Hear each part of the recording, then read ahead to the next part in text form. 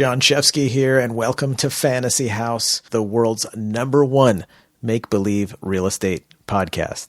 I love doing this show because every week we get to go on a guided tour through a different person's imaginary dream home. They're always pushing the limits with mind-blowing houses. There's weird technologies, there's magic, there's unique rooms and appliances, and just good old-fashioned creativity and silliness. In Nathan Hurd's episode, his house has a zero-gravity room. So you just go in the room, flip a switch, and bam, you're floating around.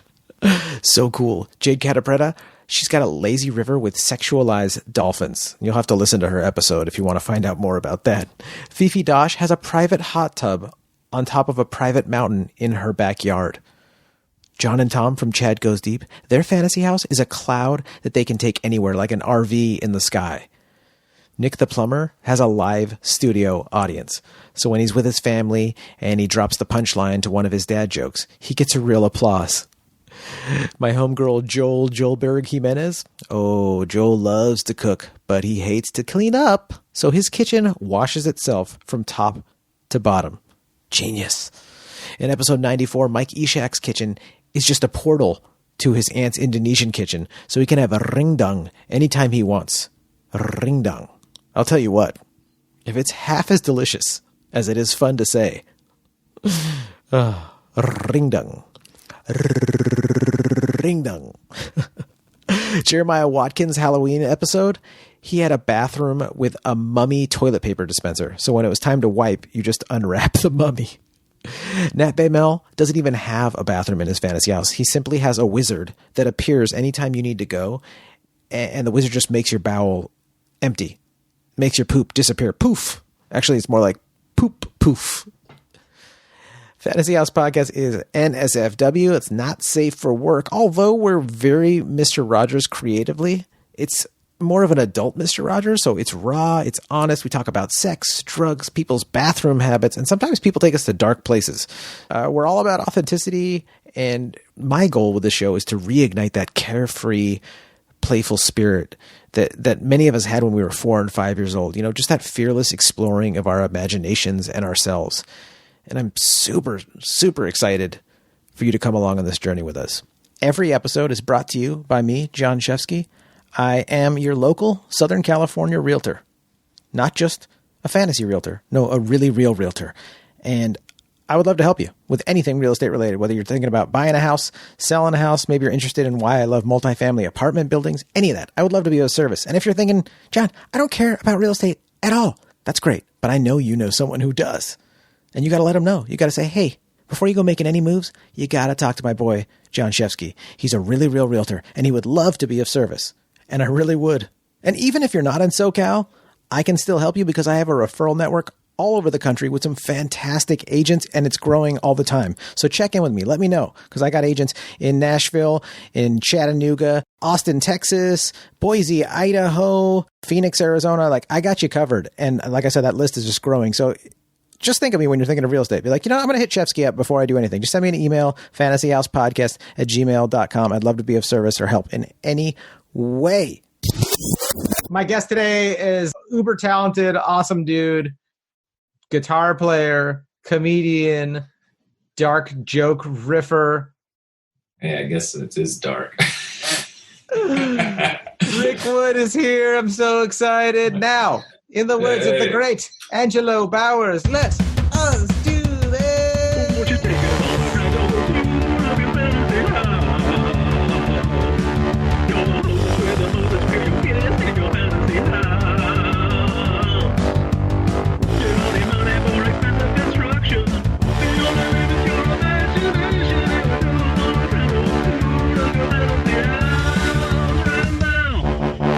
Yeah, it's always weird hearing an intro because you're like, yeah, that's what I'm like, huh? That's probably true. And then you have to just stew in it. Yeah, it's dark, it's just a peachy little year. It's a peachy, dark year. I woke up, I was like, I'm going to get up early, I'm going to get all this shit done. And then I woke up, my first thought was like, for who? Why? Like, you're ever just, when you're like, fuck, man, it's not even 9, and I already know this is a bad mental health day. And then you text, I was like, I should definitely be on a podcast today. Oh, it's so great. Yeah, so. Dude, I'm glad. That's I'm catching you at the right time to get. So maybe you'll feel like a little purge of that negativity getting to be on the podcast, or maybe I would try to get rid of it beforehand. Well, I'm not feeling real negative. I've kind of gotten a little better at that, but now it's just like apathy. It's become like fun. A spoonful weighs a ton in that shit, man. And I'm just like carrying it around. But I tried to actually like FaceTime someone. I was like, "You want to get coffee on the internet? Life exists in rectangles now. Everything comes in a box, you do it on a screen, and you're just like, all right."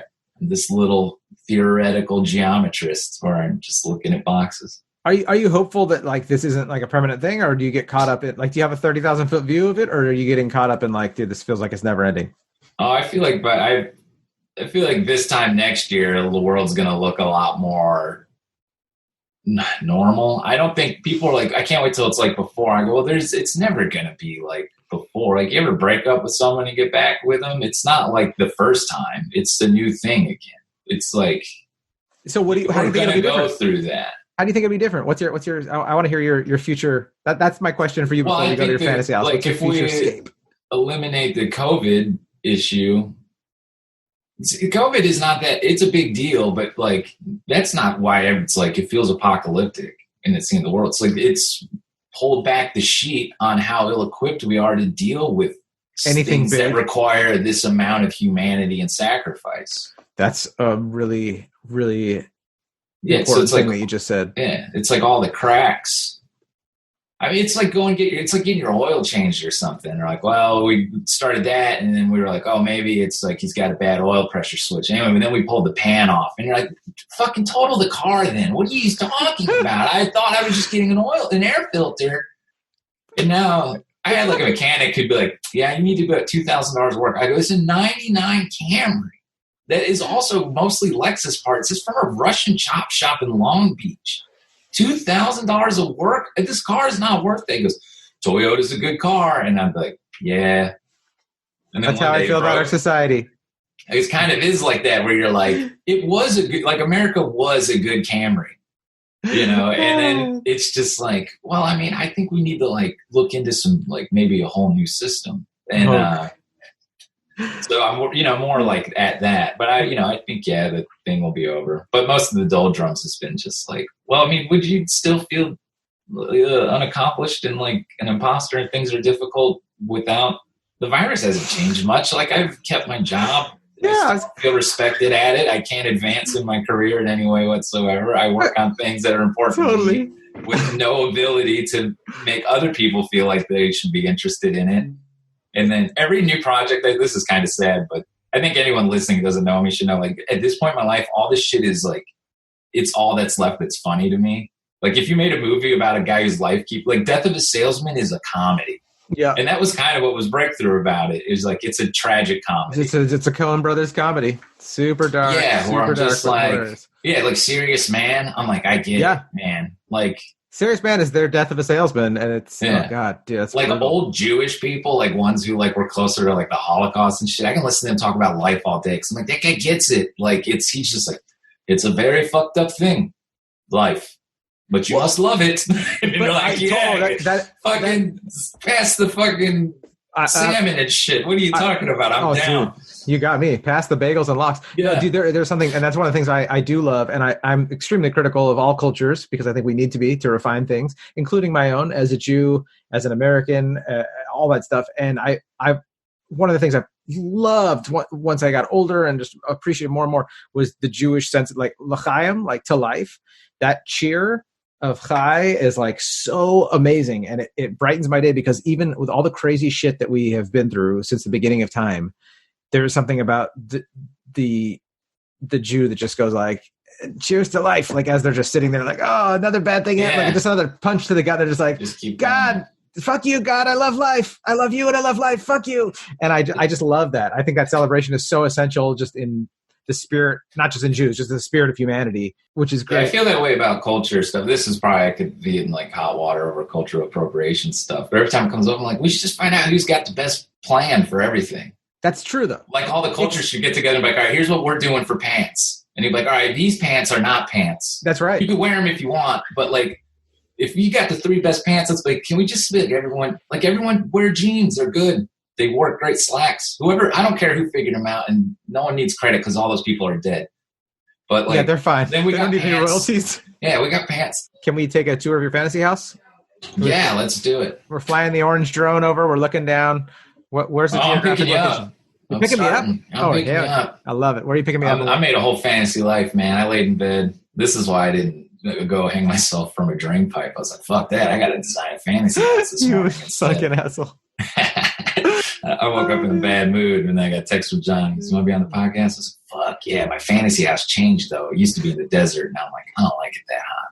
So we're up on the coast. Yeah. It's like, I mean, in my head, it looks like Big Sur, but like I still have the part of me that's more to reality. So I'm like Banana Belt, Southeastern Oregon. Beautiful. It's like a little more fucked off, right? Yeah. Cliffside, kind of ocean views. Right? So just think, any of that kind of shit. Doesn't matter, man. In my fantasy house, we're not chopping everything up into states, but weed's legal. Anyway, not that it's that important. I just feel like those states are always more fun. Coastal highway, pick you up at some coffee shop. We meet there, we have some coffee. I say, you want to go see the fantasy house? And you say, hell yeah, dude. Right? Yeah. Or whatever you want to say. Now that I'm all coffeeed up too. Fuck yeah. Right. Yeah, let's get a couple to go. Oh, and then I got a flat white, and then you get whatever you want. It's on my tab. Oh, thank you. And then we're gonna get in my Alpine Sunbeam, the first Bond car, little beep beep, Euro 2-seater, zipping up the coast, pull into one of these canyons. We're going dead end. Road dips down. Oh, we're driving down like a parking ramp into a small underground garage. Well, sort of built into the cliff. And then we take the freight elevator way up because about 60 feet up this cliff towards the top of it is a sort of oblong, almost shaped like one of those modern vibrators where it's like a long egg. You know what I'm talking about? Dude, dude. I'm very atomic era. Like we're still very Bond right now. Yeah. Okay. Yeah. It's like a layer. It's totally like almost like shipping container dimensions, but bigger, but it's like more angular so it's like fatter at the back and it's concrete. Sounds sexy already. And then it comes out to a squared off rectangular front giant window that opens up. And this is all just mounted into the cliff rock heavy dude. There's a steel frame. This is all built. I've already figured out how it's built. Oh yeah, I love it. This is wild. You go up and then the elevator opens up into the back of that, which is, heavily weighted towards the back to keep it balanced and not tip off into the ocean. This is a dangerous house. One earthquake sending this but I'm living on the edge. Literally. Lord, please not today while I'm going on the fantasy house tour. And then you get up there and it looks like, in the Blade Runner sequel with Harrison Ford and Ryan Gosling, that bar that they're at when those planes come up in Vegas and all that shit. Yeah.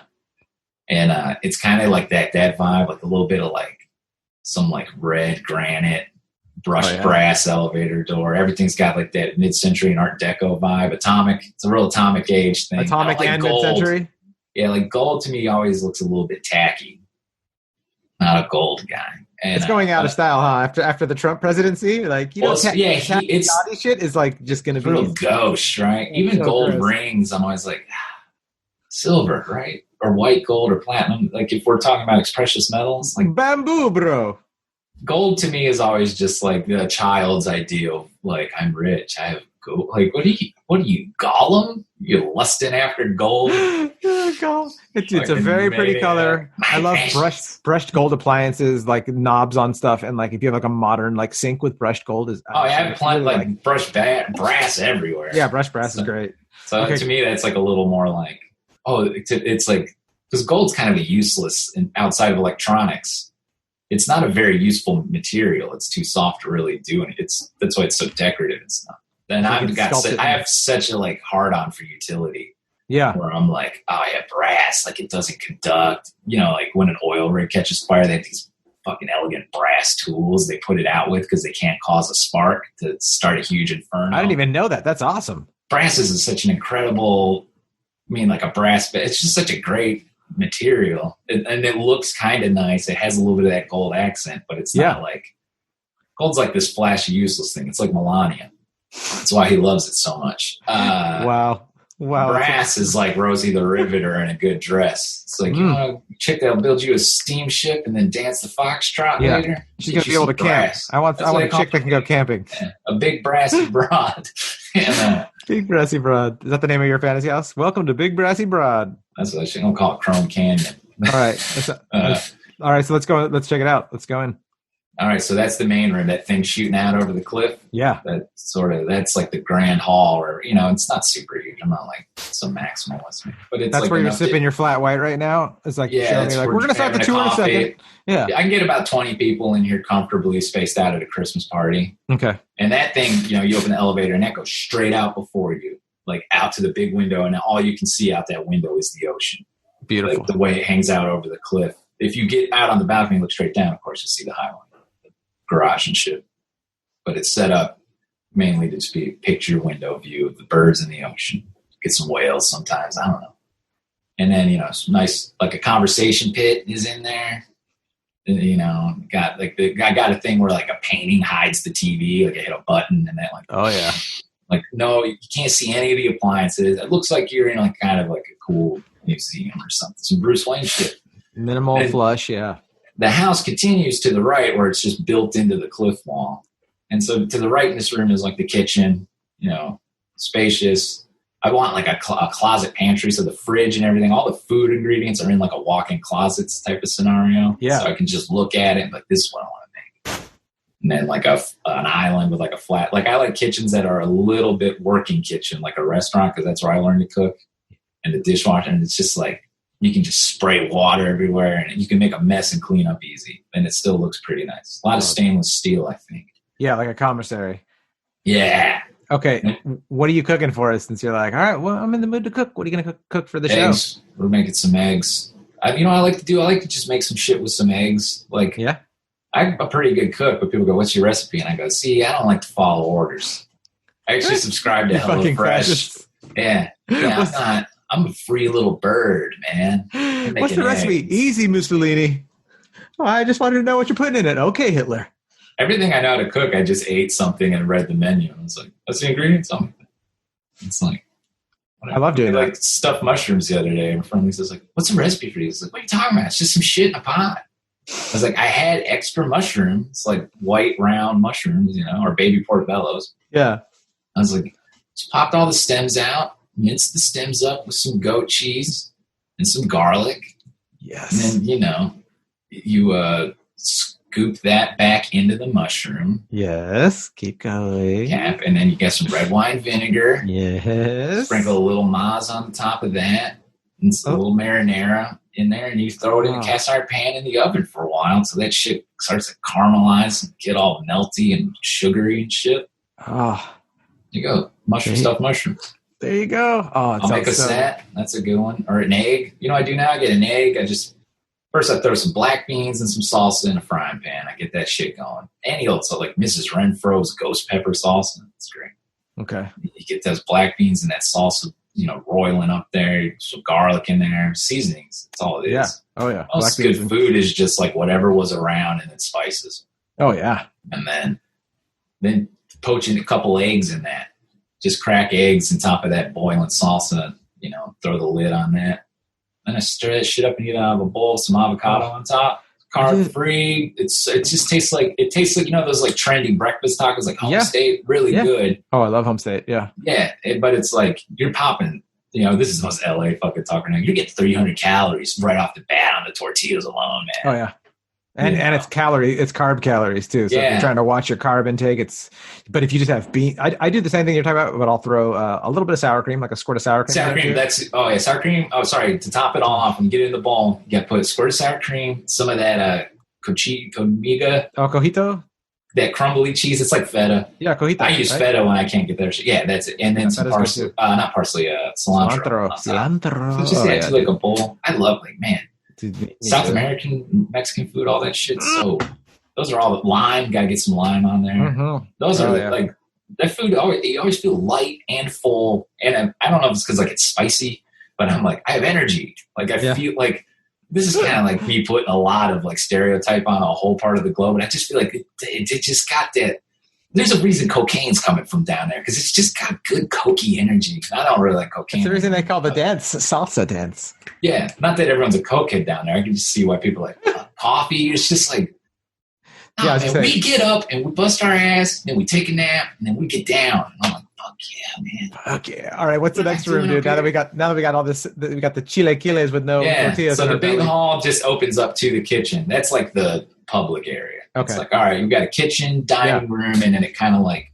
eases into that big long, basically dick that I got jutting out over the ocean. Very phallical house. Yeah, I'm just well, you know, Rich Slayton's bit about why buildings have to be shaped like penises. It's not the patriarchy. It's like, because how the fuck are you gonna live in a giant vagina? It needs to. Some things have to be dick shaped.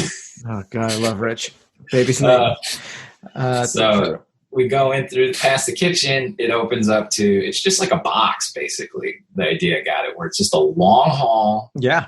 It looked kind of like almost like the Continental Hotel at Walt Disney World Orlando, Florida, where it's 2 stories and down a long hall. The first door on the right is the bathhouse. And it's just jade, man. It's all jade in here. Oh, nice. Yeah, built in. There's a cold bath and a hot bath and a shower. How do we do it? What order do we do it in? So if we're going, I got my swim trunks on, or we're going. Shower first. Very first thing you do is shower, just to get cleaned off. Yeah, just to get everything off. You take a hot or cold shower in that area. And then the shower area, you go through that. So there's like a little receiving area with some benches and like a little shelves to put the things, not lockers. This is a civilized room where we don't need lockers in your private residence, man. You know, a lot of teak and jade. Okay. Teak shelves and benches. And the floors, you know, have certain teak wood pathways. Man, I bought myself a teak bath mat for Bed Bath & Beyond. In real life or in the fantasy house? In real life. Okay. It's just a small $40 wooden bath mat, which if you had told me this in my 20s, I was going to spend $40 on the bath mat when I go into the dollar store, I'd be like, what bougie asshole. But look, right in your 20s, go ahead and spend the $40, get shit-faced drunk with your friends and doing something that's going to ruin your life later. But I'm telling you, when you're older, when you finally buy the teak bath mat or whatever stupid little quality of life baseline cost luxury item, I go, this is the last one of these I'm never going to buy. Anytime I buy a thing like that, you'll never see me happier than when I bought the last one. My cast iron skillet, I held that thing. I'm going to go, this is unless someone steals it, the house could burn down and I'm going to go get in the ashes and still got that skillet. Get your cast iron? Oh, yeah, dude. You take a 9/11 to get that skillet away from me or petty theft. But anything like that. So, but if you're in a position to get yourself a teak bath mat, it's great because you just, every day you stand on that. This is fucking way nicer than that grody carpet. The damp, wet thing outside the bath. That's my personal, preference. And it feels good under your feet, dude. The separated like wood. How you have those pressures on your arches and in the ball of your feet and the heels. I just feel like you're about to get something done. Yeah. I'm brushing my teeth on that. I'm like, this is how businessmen brush their teeth. And then I go do whatever. We just did bath. I took a cold shower. Then we took a hot bath. Then I took a cold bath. Then cold bath. Yep. Let's say it's the 3 pots. Well, it's 2 pots, and then the shower. And then above that, though, right? So then above it is, because it's a 2-story place, but this room, it goes up the full 2 stories to the skylight. That is actually pretty level with the top of the cliff. So to obfuscate the view so that people can't just walk up and look down the skylight into everyone, naked in the tub. And I'm probably going to be doing some weird sex shit in there sometimes. There's a second level that's like trellised, sort of. It's like the teak and some steel framing to hold it. And then I got like a greenhouse up there. Ooh, and there's an orchid room because all the humidity. Oh, so it's the shower. There's 4 segments to the bottom part of it. It's a shower, a sauna, a hot, and a cold bath. And then I use the steam from the sauna to go up. Oh, yeah. And then keep the green, help the using the, I will have to devise some system that the bath is supplying a greenhouse with the proper heat and humidity to keep some flowering plants, some starter seeds for the farm I got up on top of the property out in the field, like my little off-grid garden. And are there any prized possession things you're growing there? You got to see this. You got to see the. Oh, that's big orchids. It's gonna be I'm gonna be one of those weirdos who this is a Bond villain house. I'm like, would you like to see the orchids bloom? Yeah. And then, I just want to be James Bond or a villain with none of the missions. I'm like, take over the world. I have this fantasy house. Yeah. I don't want world. The I'm gonna end up in jail and risk not getting enough. Yeah. The world's too much. Give me a fantasy house. So that's the first room you go in there. Then the other ones are just like, there's the bedroom, master bedrooms. Next to that, I want to be next to the baths and things, as long as it's not too noisy. Let's go to the master bedroom. What's in there? Not a lot to it. No. Probably it's going to be hardwood when you come in, but then the bed is definitely on a carpet situation. Nice. No shoes. There's no shoes in this hallway. You got it. Deal. But I break that rule sometimes, but I'm not going to break the rule about the master bedroom, except maybe definitely not on the carpet. I think carpet's cool right around a bed because it is nice to get out of bed and then hit like soft carpet. 100%. Me and my wife 100% agree. And then it helps keep like the little dusty debris from getting in the crumbs. I don't want like cookie crust in my crumbs. I mean, my sheets. In your sheets. Yeah, totally. Yeah, I agree. So a little bit of carpet, but enough that I can keep real clean. And then just like a kind of medium lowish. I want like not a lot of shit in the bedroom. I like that. That's actually great for sleep hygiene. Yeah, I have this like idea of like for a different layout house idea, something more practical than this bombastic villain layer, where I'd have a home where my bedroom is actually like a gazebo out back, or a small detached building that has like minimal, like it has an outlet for the phone. Maybe not even that. Like it's just wired with a natural alarm clock. Where the sole purpose of that room is sleeping and other bed related activities. And I know what you're hinting at there. Yeah, even then, if I had my own bedroom just for sleeping, like there's a different room for 6. Anyway, even you're like, I'm a billionaire, but I'm also a creepy dude.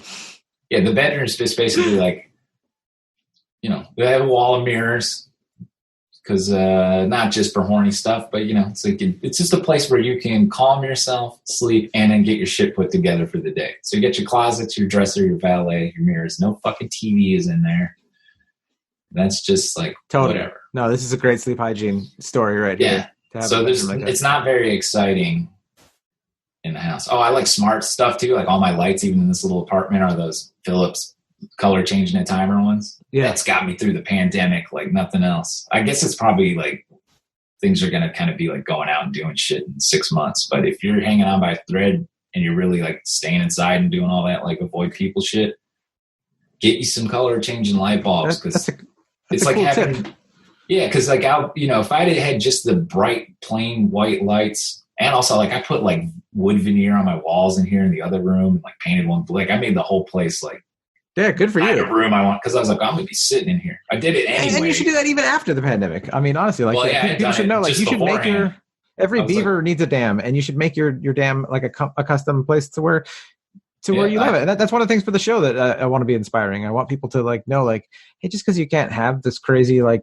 Instagram level trippy ass, 10,000 square foot weird mansion, you can make it in 1 bedroom square feet or something here. Yeah, a studio with a door. The kitchen has a door, which is a godsend. But you still nice closets, but like you still customized it. That's so good. I finally was like, a security deposit, it's just the fee you pay to live in the place you want to live. Mine was $500 when I moved in here like 9 years ago. And then now I finally was like, man, fuck that. I'll pay $500 again if I can do whatever the fuck I want. I'm not getting that back. Look at this shit. I got foam on the walls. This is red. This one's purple with paisleys all over it. It's so shit great. Everywhere. So anyway, I'd have the whole house done up with that, with the lights. And then, you know what else would be cool though? To build an air, those air diffusers, like those scented oil things. If you could build that into the HVAC system. So you just got like a rack of essential oils. That's genius. Like liter bottles of different fragrances of essential oils, kind of like the way like a soda gun works at a bar. I would love that. You can in an app do custom blends where you're like, hey, let's do 10% cinnamon, 20% jasmine, some rose, little frankincense, and I'm making like kind of a horny chill scent. And then you can pick which rooms you want that shit to go to. Dude, that's so rad. That's so rad. So like just like that, like you can be in the bedroom and be like, look, at 11 p.m., this bedroom gets hit with a pretty good lavender chamomile scent, and you're out like a light. And then I love lavender chamomile. Synced up with the sunset, the house starts to smell like eucalyptus. Oh, dude. This wouldn't cost that much. This sounds like a crazy like Bill Gates thing. Like We could sit down and build this fucking thing. Oh yeah, probably be like tech rich. Dude, it's like so some servos and some PVC hose. Dude, I would ask you right now. Can you put on Siberian fur? I just want to. Yeah, just like any scent, any way I can. I've been experimenting. I bought a diffuser and a bunch of essential oils because I was like, all right, got a lot of time on my hands. I don't want to just smell me in here. Orange. Who doesn't want to smell you? I don't want to smell me. I don't want to smell myself. I want to smell something. Dude, I love essential oils. Yeah, because of like being cooped up a lot, like the changing the lights and the smells in here. It's like I feel like I have like 10 apartments. I mean, it's all the same furniture, but sometimes I'm like, what if it was just green as shit here and everything smelled like what I think the jungle might smell like? That's so rad, dude. And it's such an overlooked part of our sensory too, and it's so huge. Smell is so huge, but because it's not something you can see, like color and taste. I don't like to watch a lot of like my favorite show is to go on Netflix and then look at all the thumbnails and then go, cool, that's what you guys are into. And then I finish what I'm eating while I flip through the thumbnails. I look at a few trailers and then I love it. And then I don't watch anything. I just put the smells in and make the lights all weird. And I listen to music or I read a book or something. You need smell flicks.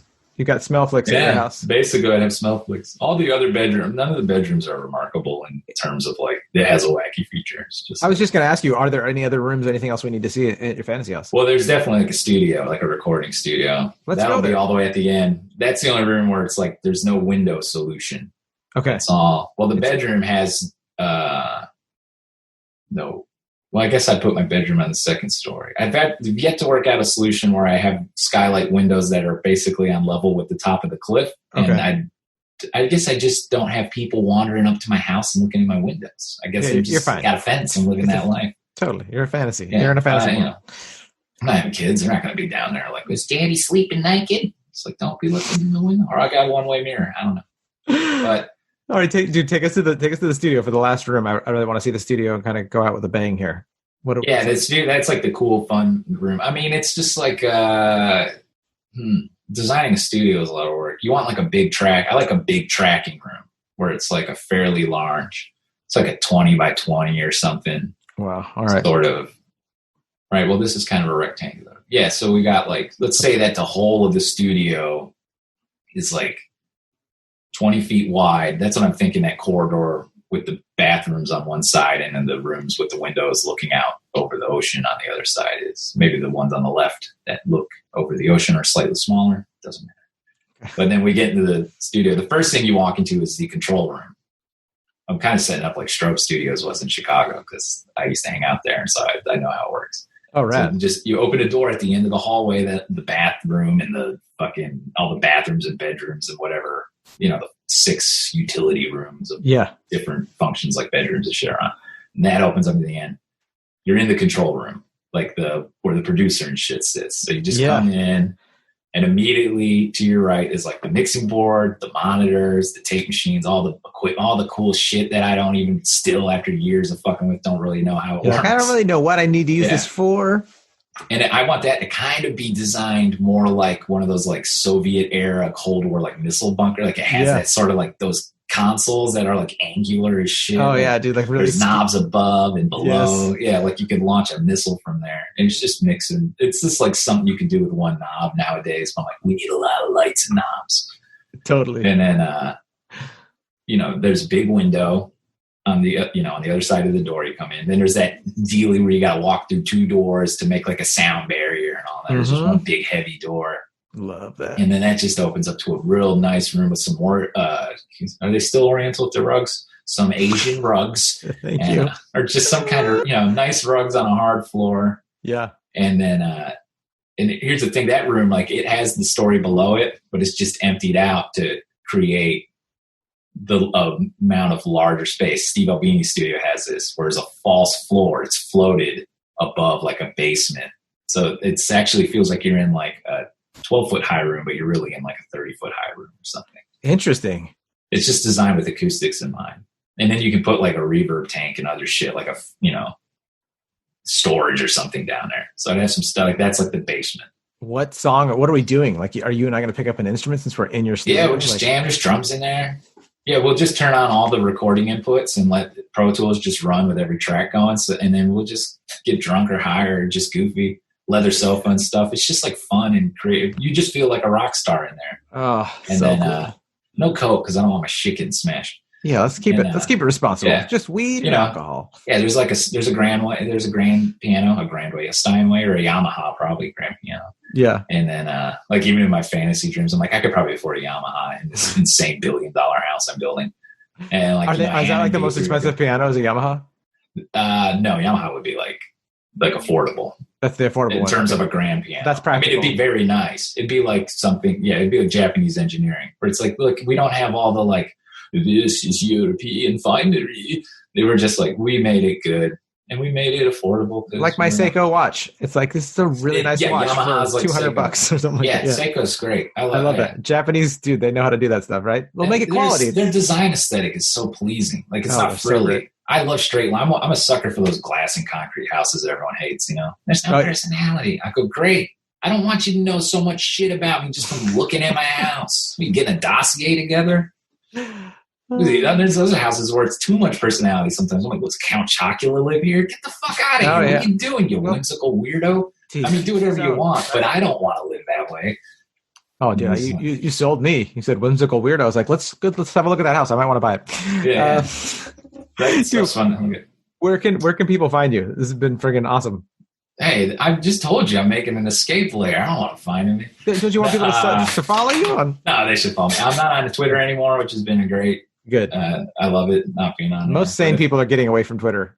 Yeah, I don't think it's healthy, and not in a way where like everything like I'm not healthy. When I'm using Twitter, it's not healthy. Yeah, totally. Like I'm not using it correctly. I'm just like on there like stirring shit up and being annoying. Everyone else at times is doing that. I don't have to explain why Twitter's bad. Yeah, I was going to say thank Twitter. You.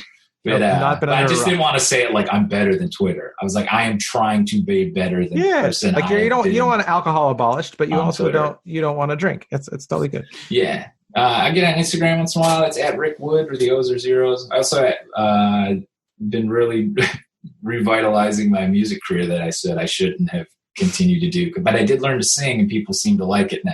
So yeah. Also, sometimes I'm like, I should just make them and sweep them in the songs and then throw them in the trash, like those little Zen painter guys. And then I should be.